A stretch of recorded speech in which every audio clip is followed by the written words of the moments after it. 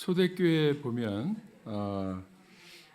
한 500여 명이 주님의 말씀 듣고 예루살렘을 떠나지 말고 하나님의 약속하신 것을 기다리라 이렇게 말씀하셨는데 120명이 남았어요. 그래서 약속하신 성령을 기다리면서 기도하다가 성령을 받고 나니까 성령의 권능이 임했어요. 다 같이 사도행전 1장 8절 한번 암송하시겠습니다. 시작. 오직 성령이 너에게 임하시면 너희가 권능을 받고 예루살렘과 온 유대와 사마리아와 땅끝까지 이르러 내 증인이 되리라 하시니라. 오직 성령이 임할 때 권능이 임하는데요. 이 권능이 뭐냐면 디나미스입니다. 성령의 권능. 그 권능이라고 하는 것은 디나미스는 다이너마이트를 말하는 거예요. 다이너마이트의 어원이 디나미스입니다. 헬라어.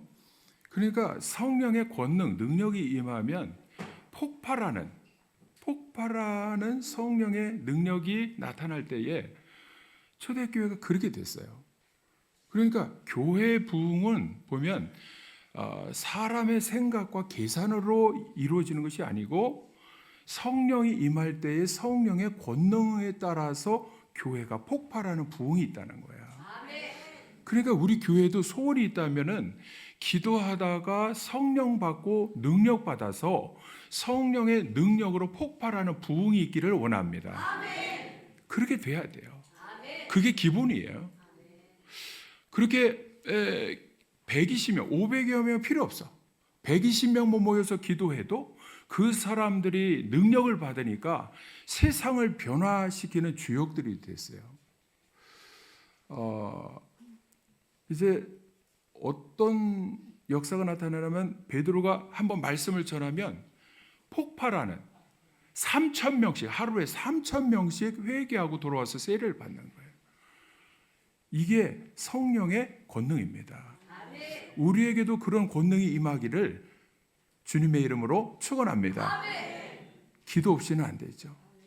기도 시간에 모여서 기도하다가 성령의 권능 받는 것을 두려워하지 않아야 돼요. 주님께서 그것을 원하시기 때문에.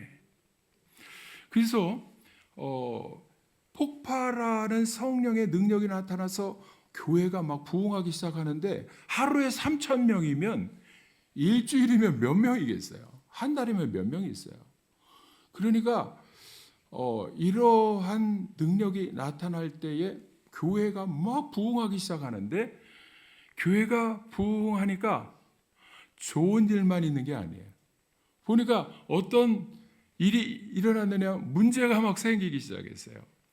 사도들이 계속 이 헌금 들어오는 걸 가지고 사람들에게 나눠주면서 구제 사역을 막 이렇게 했는데 구제 사역을 할 때에 교묘하게 그 안에서도 헬라파, 히브리파가 이렇게 나눠져서 헬라파는 바깥에서 온 사람들이고 구제는 과부들에게 이렇게 어려운 사람들에게 도와주고 이러는 것인데 히브리파 사람들이 주도적으로 자기들 먼저 딱 자기 사람들을 챙겨주고 이러다 보니까 헬라파 사람들이 그리스도인들이 막 불만을 갖기 시작한 거예요.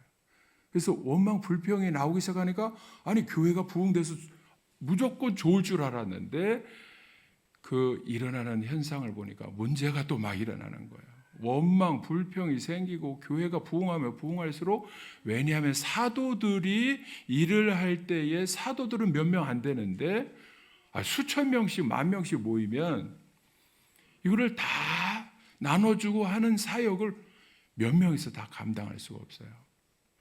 그러니까 결국은 사도들이 오늘 말씀해 보니까 어떻게 조치를 취했느냐 하면 사도들이 해야 될 일은 구제하면서 이런 사역을 하는 것이 아니고 원래 본질적인 사역은 뭐냐면 사도들은 말씀 전하고 말씀 훈련시키고 그리고 기도에 인도하고 기도하면서 이 공동체를 하나님과 연결시켜서 하나님이 기뻐하시는 교회로 세워가야 되는데 열심히 막 이렇게 하다 보니까 이게 진짜 잘하는 일인 줄로 알고 했는데 보니까 나중에는 엄청나게 교회가 분열되기 시작하고 원망하기 시작하고 문제가 생기기 시작한 거예요. 그래서 결국에는 일꾼을 세우기로 결단을 하고, 이제 오늘 말씀에 보면은 일꾼을 좀 세워서 안수해가지고 사도들이 가지고 있는 고난을 위임해서 그들이 하도록 하자.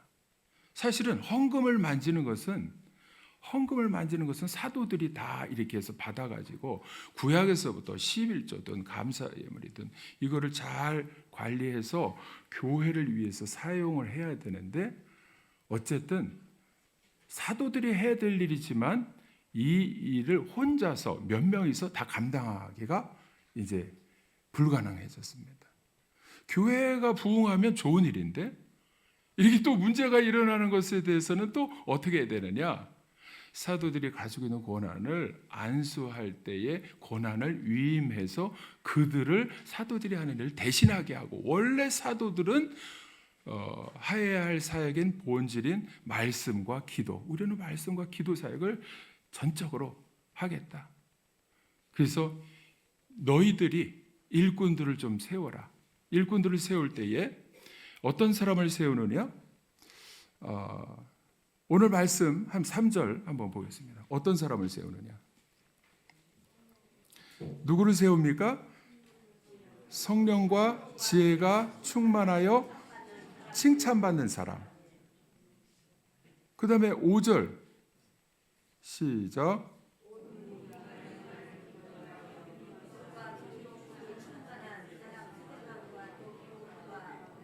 여기는 이제 성령과 지혜가 충만하여 칭찬되는 사람이 3절에 있고, 5절에 보니까 하나가 더, 믿음과 성령이 충만한 사람. 이게 자격 조건이에요. 자격 조건, 성령이 충만해야 돼요. 그러기 위해서는 기도하는 사람이어야 되는 거예요. 기도하지 않고 주의를 하겠다 그러면요, 감당 못합니다.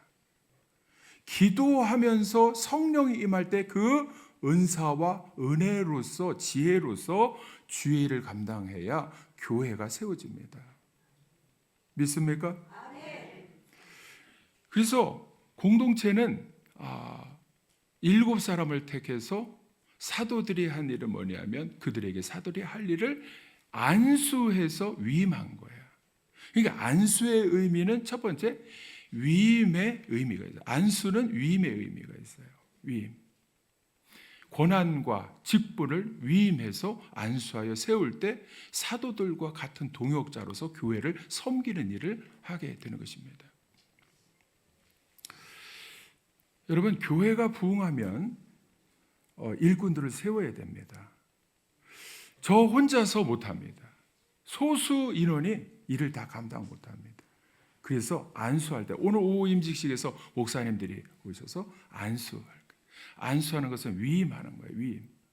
고난을 일부 축복권과 또 설교권과 또 예배 모든 찬송을 선택하고 설교 본문을 택하고 이렇게 하는 것은 고유 고난인 제사장 또 사도들이 해야 될 일이지만, 나머지 해야 될 일은 위임할 때 얼마든지 사도들이 하는 일을 위임하면 그들이 할 수가 있는 것입니다. 여러분, 구약에 보면요, 출애굽기 18장에 모세가 나오는데, 모세가 200만 명을 이끌고 혼자서 나왔어요. 하나님께서 도와주셔서 10가지 재앙을 내리면서 홍해 바다를 건너고 광야로 나왔는데, 광야에서 1년, 2년, 3년 이제 시간이 지나다 보니까 그 안에서 텐트 치고 막 이렇게 생활을 할 때에 문제가 막 일어나기 시작하니까 모두 다 누구에게 왔느냐면 모세에게 문제를 들고 왔습니다. 그러니까 하루 종일 아침부터 저녁 늦게까지 이 판단해주고 처리해주고 이렇게 하는 일에 있어서 모세가 지친 거예요. 여러분, 저는 그 모세가 그렇게 해서 벅차가지고 지쳐서 해야 할 일에 있어서 번아웃이래요. 탈진하는 그런 상황을 저도 공감할 때가 있어요. 혼자서 막 이렇게 근데 우리 저 부목사님이 우리 교회 오시니까 여러분도 아실 거예요. 혼자서는요 행사가 진행이 안 되다가 멀리 하려고 해도 힘이 빠져서 못하다가 동역자 그래도 옆에 한 명이라도 있으니까 마음부터 일단 든든해. 그리고 제가 할 일을 자꾸 이렇게 나눠주고 위임하니까 일이 이 행사도 큰 행사도 이제 자꾸 추진이 되기 시작해요. 여러분 저는 부목사님 한 분이 아니라 또 교회가 부흥하면 또 세우고 많이 일꾼들이 세워질 때 오늘같이 사도들이 할 수 있는 일 중에서 평신도가 할 수 있는 일을 이 일꾼들을 안수해서 세워서 교회가 계속 부흥하는 데 조직이 세워지기를 원합니다. 그렇게 될 줄로 믿습니다. 그러니까 장인 이드로가 와가지고 야 사위야 내가 하는 일이 참 힘들게 어리석게 한다. 너 혼자서 어떻게 그 일을 감당하려고 하느냐. 일꾼을 좀 세워라. 그래서 1000부장, 100부장, 50부장, 10부장 세워서 그들에게 모든 판단권, 권한을 위임해서 그들이 이 조직별로 해가지고 맡은 그 사람들에 대해서는 책임지고 자단 스스로 판단하게 하라. 너 혼자서 할 수는 없는 것이다. 그래서 어떤 사람을 세웠느냐? 출애굽기 18장 21절에 보니까 거기도 자격 조건이 있습니다. 자격 조건이 있어요. 한번 보겠습니다. 출애굽기 18장 21절 시작. 너는 또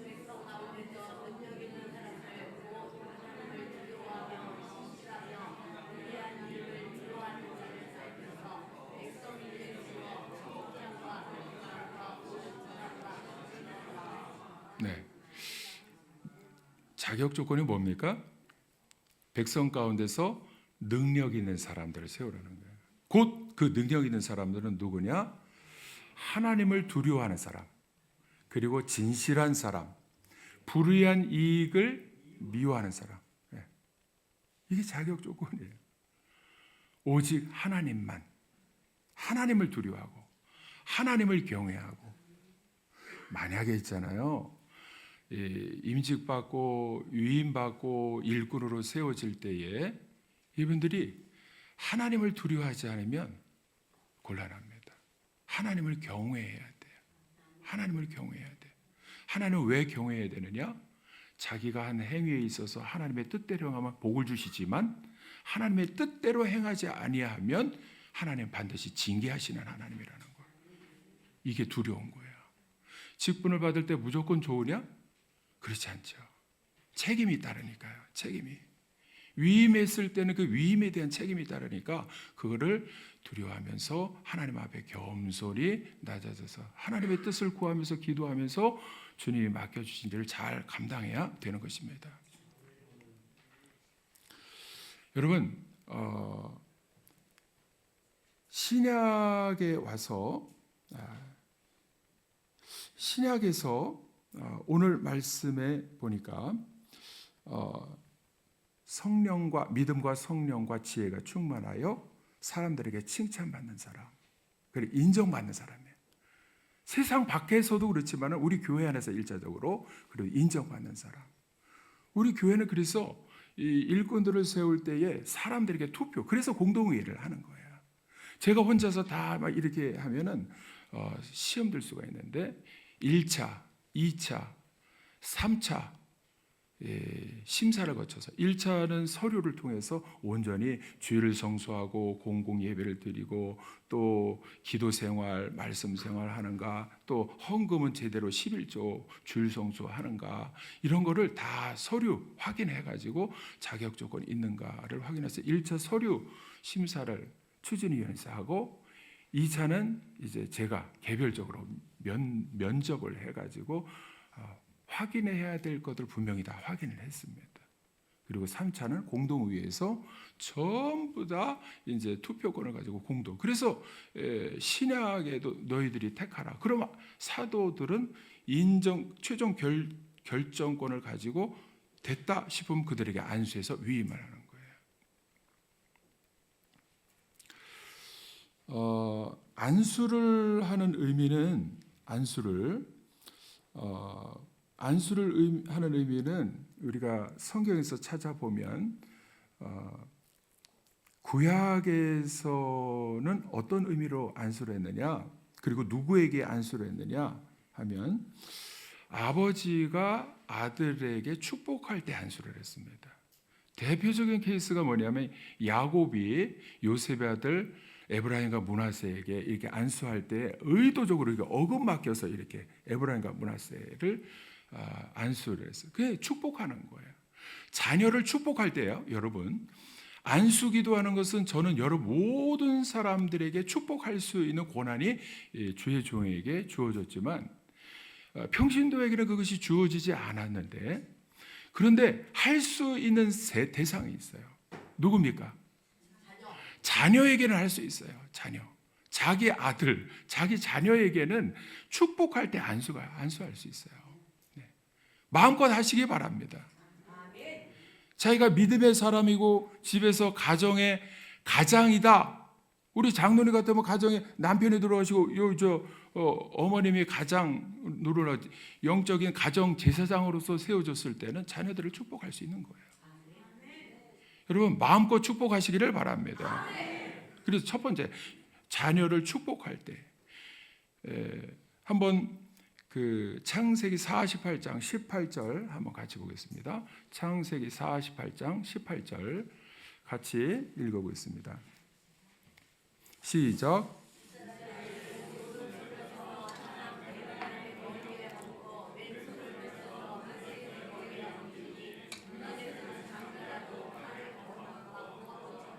이렇게 어긋맞게 했지만 축복의 의미를 가지고 안수한 거예요.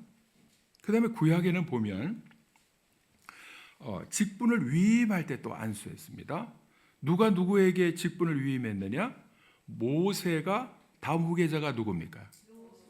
여호수아에게 자기가 가진 고난, 지도자의 고난을 위임할 때 마지막에 민수기 27장 18절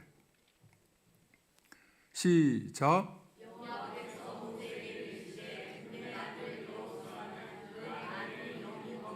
안수하고 그렇게 하라 그랬죠? 23절 보겠습니다. 23절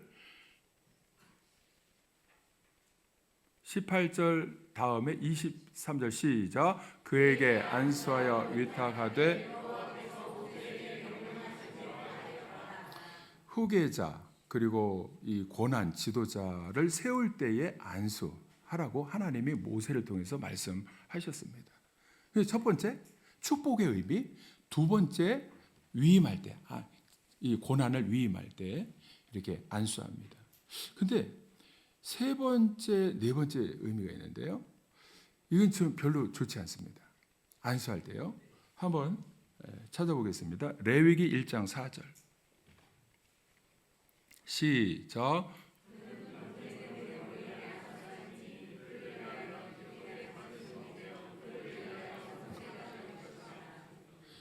제물을 드릴 때 내가 여기 사람이 가지고 있는 죄를 제사장이 이 제물 양에게 안수해서 죄를 뒤집어 씌우는 거예요. 그리고 죽이는 거예요. 그래서 죄 용서함을 받는 그 절차가 안수하는 거예요. 제사장이 안수하는 거예요. 오늘은 어떤 의미가 될 것 같습니까?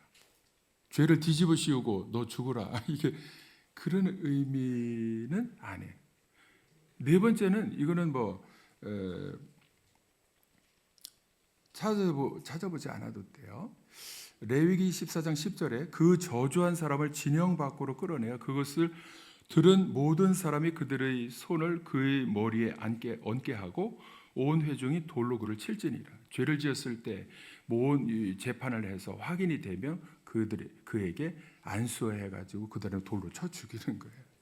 이거는 뭐냐면 첫 번째, 두 번째는 축복과 고난을 위임하는 거. 근데 세 번째, 네 번째는 죄를 뒤집어 씌우고 또 돌로 쳐 죽일 때 안수하는 거. 이거는 어떻게 보면 저주나 마찬가지예요. 이제 신약에 와서 이것이 좀 이제 바뀌었어요. 신약에 와서. 그래서 신약에 이제 안수할 때는 언제 안수를 했느냐? 사람들이 막 말씀 듣고 기도하다가 사도들이 안수를 하면 그들에게 무엇이 임했느냐 하면 성령이 임했습니다. 사도행전 8장 17절 한번 보겠습니다. 시작. 이에 두 사도가 그들에게 안수함에 성령을, 안수기도 할 때 성령이 임하는 거예요. 그래서 안수기도 받는 것을 사모해야 돼요. 여러분, 이번 매일 월삭에도 있잖아요.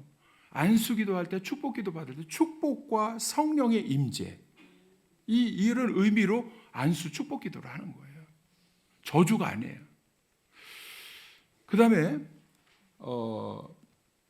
선교사를 파송할 때에 바울과 바나바를 안수 기도한 후에 안디옥 교회에서 선교사로 파송을 했습니다. 그러니까 선교사를 파송할 때 안수해서 보내는 거예요. 그리고 세 번째는 오늘 말씀의 사도행전 6장 5절 6절 한번 보겠습니다. 오늘 본문 말씀 5절 6절 시작.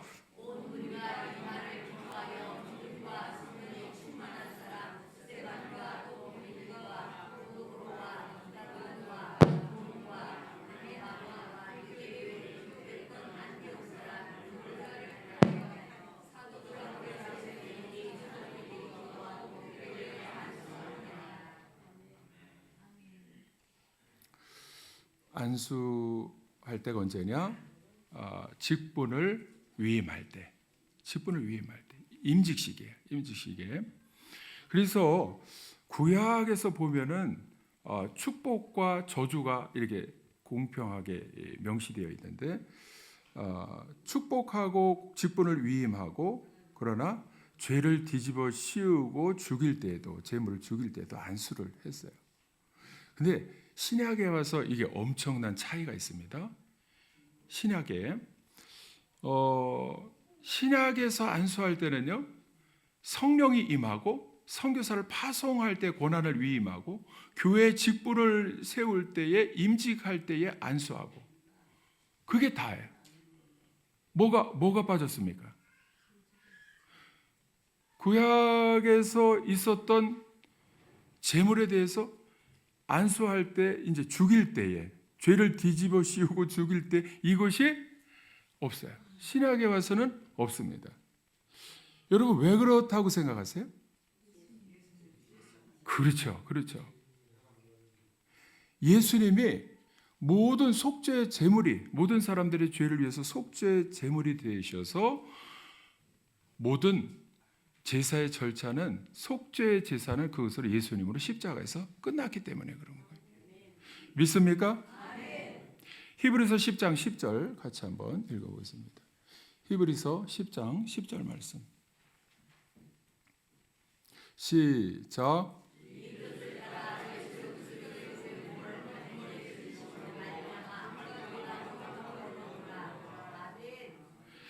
안수식, 임직식을 한다고 하는 것은, 임직식은 안수식이에요. 사실은 안수식. 오늘 전부 다 안수 받는데요, 안수를 이미 받은 우리 원로 장로님만 안수를 안 받았으니까 장로로, 나머지는 전부 집사에서 시무장로, 시무권사, 명예권사 이렇게 받는 거예요. 그러니까 안수를 전부 다 받을 때에 어떤 의미로 안수를 하는 것이냐? 구약에 있는 저주는 사실 빠졌습니다.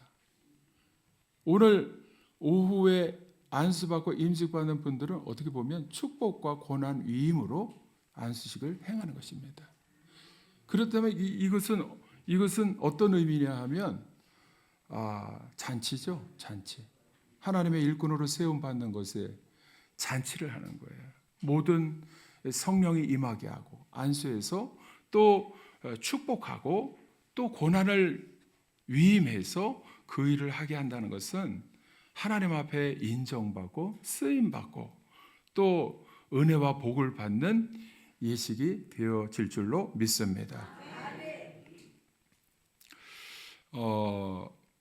우리가 오늘 이제 축복과 또 고난 위임의 의미를 가지고 안수를 받을 때 어떻게 보면 잔치인데 너무나 중요한 것이 있어요. 중요한 것이 뭐냐면 제가 이제 설명을 다 이렇게 했을 때 구약의 저주는 빠지고 이제는 예수님이 십자가에 피 흘려 죽어 주셨기 때문에 속죄 제물로 내가 죽어지는 것은 아니고 이제 축복과 고난 위임을 받아서 주의 일을 감당하는 자로 세워지는 것이다. 그럴 때 자칫 잘못하면 내가 고난 위임 받을 때에 저주는 없이 고난만 위임 받으면 그걸 가지고 잘못 생각하면 고난 행세하는 사람으로 세워질 수가 있어요. 철저하게 처음부터 끝까지 무엇을 우리를 기억을 해야 되느냐 하면 예수님이 내 대신 십자가에 피 흘려 죽어주셨기 때문에 내가 안수기도를 받아도 축복을 받는 것이고 내가 안수를 받을 때에 모든 고난을 위임받아서 하나님 나라 위에서 쓰임받는 일꾼이 되라고 예수님이 피 흘려 죽어주셨구나. 이거를 처음부터 끝까지 잊어버리면 안 된다는 거예요. 그걸 만약에 망각하고 자칫 잘못하면 무슨 안수받고 이 고난을 위임받았을 때에 내가 누군데, 내가 장로인데, 내가 권사인데 대우 안 해준다고 막 이렇게 되면 예수님의 그 십자가 은혜를 망각해서 그럴 수가 있습니다. 여러분 겸손하게 섬겨야 돼요. 임직을 받는 것은 그 예수님의 십자가 은혜를 생각하면서 오늘도 하나님께서 나를 일꾼으로 불러주셨구나. 그럴 때에 겸손하게 주님의 십자가 은혜를 생각하면서 어떻게 하면 교회를 잘 섬길 수 있는가, 교회를 잘 섬기라고 불러주신 이 직분을 잘 감당하기 위해서 제일 먼저 기도하고, 그리고 주신 사명 따라서 전도, 영혼을 구원하려고 하고. 교회를 섬긴다고 하는 것은 뭐냐? 주님을 섬기는 거예요. 주님을 섬긴다고 해서 교회를 섬기는 것이고, 교회를 섬긴다고 하는 것은 교인을 섬기는 거예요.